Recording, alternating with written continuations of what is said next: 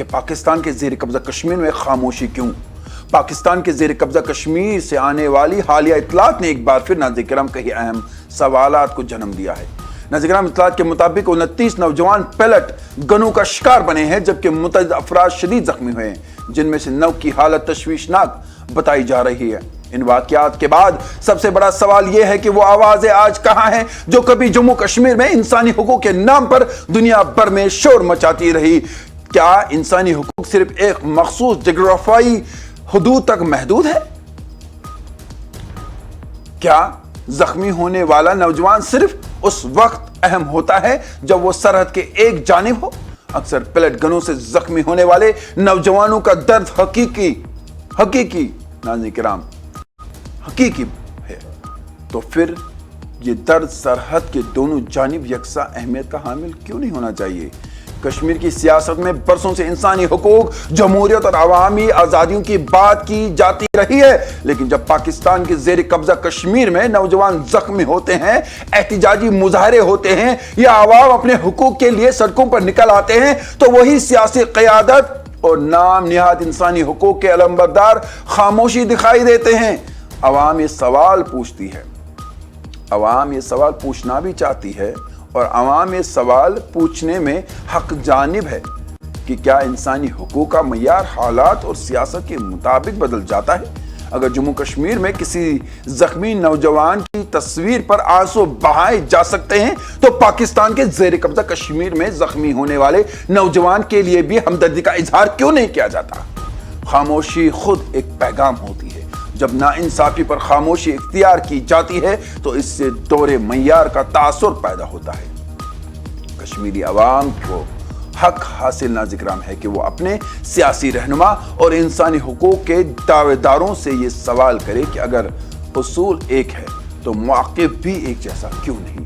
وقت آ گیا ہے کہ انسانی حقوق کو سیاسی مفادات کی عینک سے دیکھنے کے بجائے ایک عالمگیر اصول کے طور پر تسلیم کیا جائے۔ کشمیری نوجوان چاہے سرحد کے کسی بھی جانب رہتے ہو، ان کے حقوق، ان کی سلامت اور ان کے مستقبل کی اہمیت یکساں ہونی چاہیے۔ تاریخ ہمیشہ ان آوازوں کو یاد رکھتی ہے جو حق کے لیے بولتی ہے، لیکن وہ خاموشیوں کو بھی ریکارڈ کرتی ہے جو مشکل وقت میں اختیار کی جاتی ہے۔ تو آج یہ خاموشی کیوں نہ ذکر؟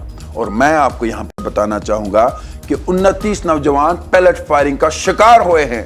29 نوجوان دکھائیے سکرین پر یہ پاکستان کے زیر قبضہ کشمیر کے ہسپتال ہے، گولیاں چل رہی ہے، پیلٹ برس رہے ہیں، اور 29 نوجوان وہاں پر ناظرین کرام پیلٹس کا شکار ہوئے۔ میں آپ کو بتا دوں کہ پاکستان کے زیر قبضہ کشمیر میں ناظرین کرام ابھی تک جو اطلاعات آ رہی ہے 29 نوجوان زخمی ہو گئے ہیں، لیکن آوازیں نہیں آ رہی ہے اور کشمیر کا میڈیا بات نہیں کر رہا ہے۔ کیوں نہیں کر رہا؟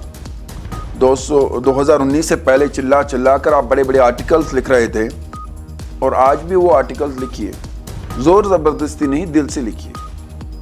اور آج 29 نوجوان پیلٹ کا شکار وہاں پر ہوئے۔ پاکستان کے زیر قبضہ کشمیر پر خاموشی کیوں نہ ذکر کی جا رہی ہے؟ پاکستان کے زیر قبضہ کشمیر سے آنے والی حالیہ اطلاعات نے انسانی حقوق اور سیاسی موقف کے حوالے سے کئی اہم سوالات کھڑے کرتی ہیں۔ ناظرین، اطلاعات کے مطابق 29 نوجوان پیلٹ فائرنگ سے زخمی ہوئے ہیں، جبکہ متعدد زخمیوں میں 9 کی حالت تشویشناک بتائی جا رہی ہے۔ اس واقعے کے بعد عوامی حلقوں میں یہ بحث زور پکڑتی جا رہی ہے کہ وہ سیاسی اور انسانی حقوق کی آوازیں کہاں ہیں جو ماضی میں کشمیر کے مختلف معاملات پر بھرپور رد عمل کا اظہار کرتی رہی ہے۔ ناقدین کا کہنا ہے کہ اگر انسانی حقوق ایک آفاقی اصول ہے تو ان کے حمایت اور دفاع میں ہر جگہ یکساں ہونا چاہیے۔ مقامی شہریوں کا کہنا ہے کہ زخمی نوجوان اور ان کے اہل خانہ کی تکلیف کو بھی اسی سنجیدگی سے دکھانا چاہیے جس کا مطلب دنیا بھر میں انسانی حقوق کے حوالے سے کیا جاتا ہے۔